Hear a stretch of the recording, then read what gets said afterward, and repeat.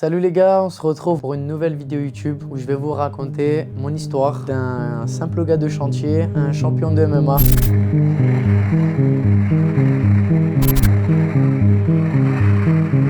Tout a commencé quand je suis arrivé en France pour la première fois à l'âge de 10 ans et demi à Nice et j'ai jamais quitté Nice depuis.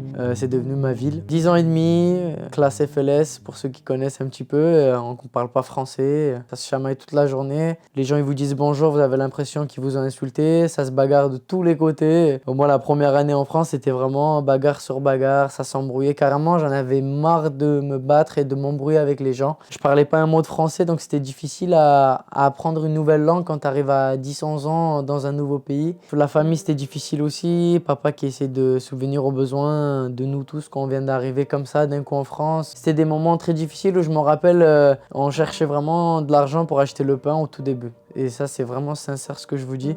Donc, j'ai traversé des moments où je vous donne une anecdote vraiment perso où justement, quand je suis allé en cours pour la première fois, on n'avait pas de sac à dos. Mon père, il n'avait pas les moyens cette période-là de m'acheter des sacs à dos, moi et mon grand frère. Et on était partis avec des sacs Lidl. On avait mis des cahiers, des stylos, des crayons, tout ça dedans. Et on était arrivé le premier jour au collège Roland-Garros. Et il y avait une fille qui était rousse, je me rappellerai toujours, c'était une Arménienne. On avait 10-11 ans, hein. Elle m'avait regardé, elle m'avait fait « Ah !» Elle avait rigolé comme ça, on me regardait, tu regardais son sac, regardez son sac. Et à ce moment-là, je me rappelle d'avoir jeté mon sac en disant que je retournerai pas à l'école si j'ai pas un sac à dos. On était parti à GoSport, on avait pris des petits sacs à dos à 10-15 euros et on était parti à l'école. Donc vraiment, les débuts en France, c'était très très difficile. Et on a grandi un peu dans ce truc où en fait, en plus de ça, moi j'étais très fort au foot en Turquie. Donc il fallait que je continue le foot parce que je me voyais vraiment un avenir dans le foot. Donc on arrive, j'ai pas les papiers, les gars ils peuvent pas me faire jouer dans des matchs. Moi j'étais dans une équipe de merde, on faisait que perdre. Donc mon père à la fin de l'année il avait dit bah écoute, t'es nul, tu arrêtes le foot. Alors que j'étais super fort et que l'entraîneur il me disait reste encore quelques mois et on va t'envoyer dans une équipe qui en vaut la peine. Parce qu'on s'entraînait dans du sable, c'était vraiment n'importe quoi. Je sais pas d'où on a trouvé cette équipe d'ailleurs. Vraiment, mon père là, faudra lui demander d'où il a trouvé cette équipe de merde. D'ailleurs, voilà. S'il faut, j'aurais pu finir un grand champion de foot. Hein, et on a fini dans le MMA à se taper devant des 10 000 personnes quand même. Et voilà, et après j'ai arrêté le foot, école, collège, lycée, et j'ai rencontré un Roumain, il s'appelait Alex, j'oublierai jamais aussi. Il m'a dit écoute, il y a une salle qui s'appelle le Boxing Squad, et est-ce que tu veux venir t'entraîner, faire de la boxe et tout? Tu peux payer par mois. Je dis ah ouais, tu peux payer genre en espèces par mois et il n'y a pas d'engagement ni rien et tout. Il me dit ouais. Tu sais quoi, j'avais fait le calcul, j'avais dit mes parents me donnaient 5 euros par jour pour que je puisse manger à l'école. J'ai dit en vrai, si j'arrête de manger tel jour, en vrai à la fin ça me fera 30 euros par mois, je pourrais payer la salle et m'entraîner. Donc j'avais pas les moyens d'acheter les équipements et je me rappelle les premiers jours au Boxing Squad où de toute façon pendant plusieurs semaines j'ai récupéré des gants, des t-shirts de la salle et je payais la salle comme ça jusqu'au jour où Safe to Me, j'oublierai jamais, un mec que j'apprécie beaucoup, m'avait ramené un sac d'habits comme ça et il avait dit tiens Baris, prends tout ce que tu as besoin, c'est des ensembles Venom, truc trop classe, moi j'étais choqué. Il dit prends tout ce que tu veux et dès que tu as tout pris, les autres ils peuvent tout récupérer. C'est tous ces anciens habits en fait. Je me suis entraîné, j'ai été remarqué par Aldric et toute l'équipe, j'ai combattu, j'ai mis pas mal de KO dans ma petite carrière amateur et je suis passé professionnel vers l'âge de 19 ans, j'ai enchaîné 2 combats très vite. Je fais mes 2 KO au premier round et après je commence les blessures. C'est là où cette période qui a été le plus dur dans ma vie. C'était vers l'âge de 20 ans où j'ai commencé par la blessure au pied où je me suis fracturé l'orteil. Ensuite j'ai enchaîné par le ménisque. Plus tard, quelques mois après, je me suis fait les croisés. Après, je me suis refait le ménisque. Et cette période-là, ça a duré 1 an, je crois, si je ne me trompe pas. Ça a duré beaucoup de temps, en fait. Après, j'ai réaccepté un combat. Dans ma préparation, justement, pour ce combat, mon genou, il était très instable. Je suis allé voir mon coach de jiu-jitsu, qui est en même temps médecin du sport, et qui a checké mon genou et a dit que c'était impossible que je puisse combattre. Il faut se faire opérer. Et c'était ma première opération. Je me suis fait opérer des croisés du ménisque. Le ménisque, ils me l'ont suturé.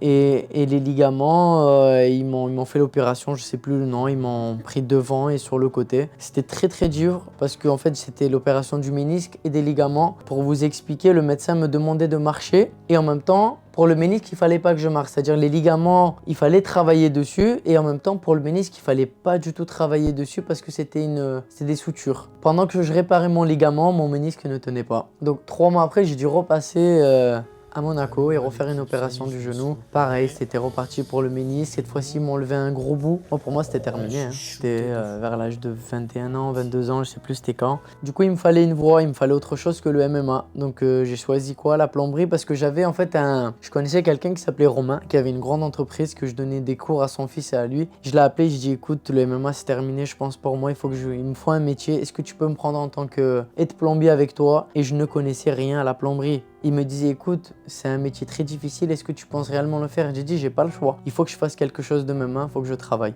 Je suis allé le premier jour et c'était juste comme ça, il m'a dit tu viens aujourd'hui, je vais t'envoyer avec quelqu'un et tu vois la merde que c'est et si ça te plaît, je te prendrai pour 3 mois, etc. J'arrive sur place, j'entends des raccords, des ci, des ça, des fentes, je ne connaissais rien à tous ces termes. Rien. Je regardais juste comme ça, il me disait ah ouais c'est dur hein. Je disais bah t'inquiète, je vais réussir en fait. Parce que dans ma tête, j'avais pas forcément le choix du MMA, c'était terminé, il fallait que je fasse quelque chose. J'étais parti travailler, on avait fait quelque chose et ça m'avait beaucoup plu. J'ai dit écoute prends-moi, je veux travailler.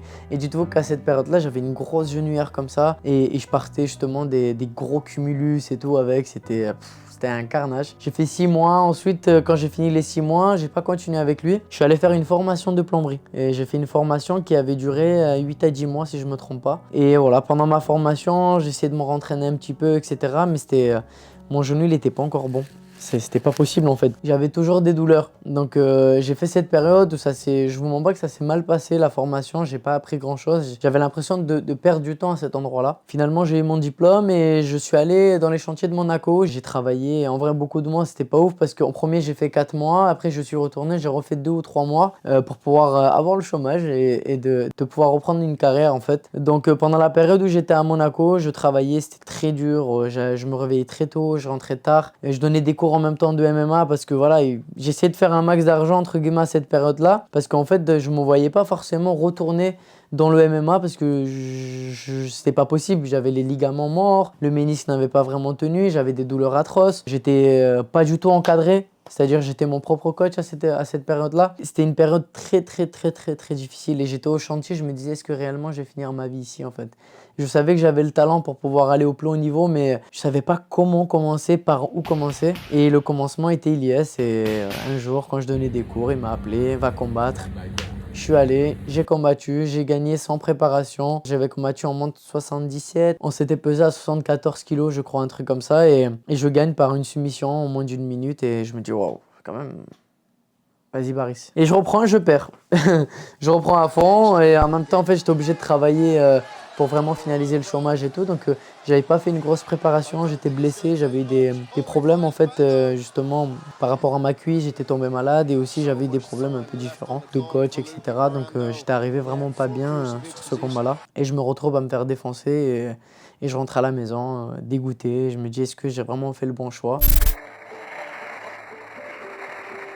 Et finalement, en fait, c'est cette défaite-là qui fait de moi ce que je suis à l'heure actuelle parce que j'ai perdu et j'ai dit en vrai, j'ai quelque chose en plus que les autres n'ont pas, même si j'ai perdu. Et je vais le prouver. Et je me suis entraîné, je suis revenu KO de l'année. Je suis revenu Grenoble, je prends un mec qui était super fort, bim, je fais une grosse décision. Je me prouve à moi-même déjà que je suis capable de défoncer un mec 15 minutes, de lutter, attaquer, etc., etc. Je me prouve à moi-même que j'ai du cardio. Après, j'enchaîne l'hexagone. L'hexagone, je me dis, bon, voilà, on y va, on va tout défoncer. Je rentre KO, je rentre ceinture KO, je rentre défense de ceinture KO. Je me dis, ouais, qu'est-ce qui se passe? Je monte à 8-1. Toute ma carrière, elle a changé. Je prends de la popularité. En fait, j'arrivais pas à comprendre ce qui m'est arrivé.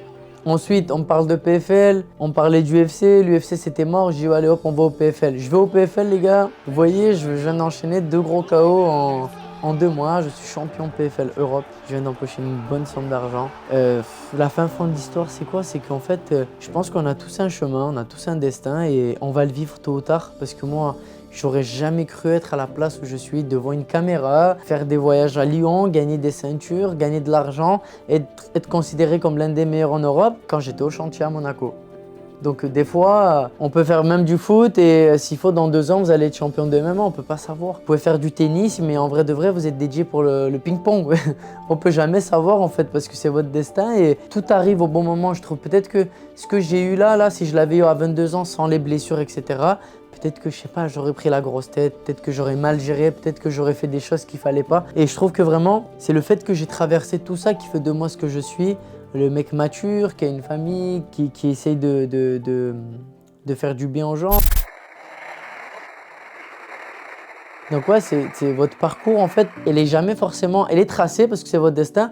Mais en fait, ce que vous vivez là, s'il faut, c'est pas du tout ce que vous allez vivre dans 2 ans. C'est ça qui est ouf. S'il faut, vous êtes directeur à Carrefour et en vrai, vous allez être directeur chez LV dans 3 ans. Tu vois, donc on peut jamais savoir en fait où est votre destin et où vous allez finir votre vie. Et moi, je trouve que là, je suis actuel champion PFL Europe et j'ai gagné un monstre en moins d'1 minute. Et s'il faut, l'année prochaine, je serai tout en bas. S'il faut, l'année prochaine, je serai champion PFL Monde et je serai l'une des plus grandes stars du MMA actuel. Mais est-ce qu'on peut le savoir vraiment là à l'heure actuelle? Non. Par contre, ce qui peut nous aider, c'est le travail, d'être concentré, de se motiver soi-même, d'avoir confiance en soi. C'est toutes ces choses-là qui vont vous faire qu'en fait, vous allez pouvoir aller chercher le meilleur de vous-même. Le travail. Sérieusement, c'est le travail. Moi, je m'entraîne très dur. Je me motive moi-même. J'attends pas que quelqu'un me dise « Baris, t'es fort » pour me sentir fort. Pour moi, me dire que oui, Baris, t'as fait un bon entraînement me suffit que justement 10 mecs autour de moi me disent Baris, t'as fait un entraînement incroyable. Je m'en fous. Tant que moi, je suis satisfait du travail que j'ai fait, ça me suffit largement. Donc, il faut se satisfaire soi-même. C'est le plus important, les gars. Soi-même. Confiance en vous-même. Pour aller viser le plus haut niveau, c'est que le travail. Moi, à l'heure actuelle, là où je suis, comme je vous disais, j'aurais jamais cru que j'y étais là, à l'heure actuelle, là, quand j'étais à Monaco avec Fouad. Je vous le dis, moi.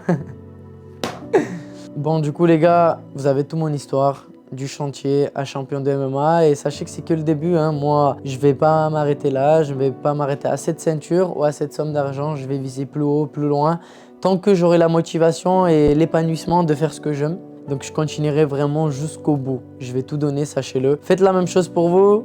Petit conseil, vraiment un grand conseil même, c'est que n'abandonnez jamais vos rêves et croyez en votre destin. Voilà, Allah il fait très bien les choses, croyez en votre destin et ce qui vous est destiné vous arrivera tôt ou tard. Donc c'est vraiment le mot de fin que j'aimerais vous dire et surtout vous demander de vous abonner, d'aimer cette vidéo, de mettre des commentaires, un maximum de commentaires. Donc voilà, et vous voyez ce petit pull là, je vous refais la pub. Boutique officielle, pensez à en commander un max, on va essayer d'en faire plein d'autres, des t-shirts, des pulls, des ensembles. On va essayer de faire 1000 trucs, donc vous aurez les liens dans la bio, tout comme mon Instagram, mon Snap, etc. Donc vous avez tout. Donc en tout cas, je vous remercie et on se voit très bientôt pour de nouvelles vidéos les gars.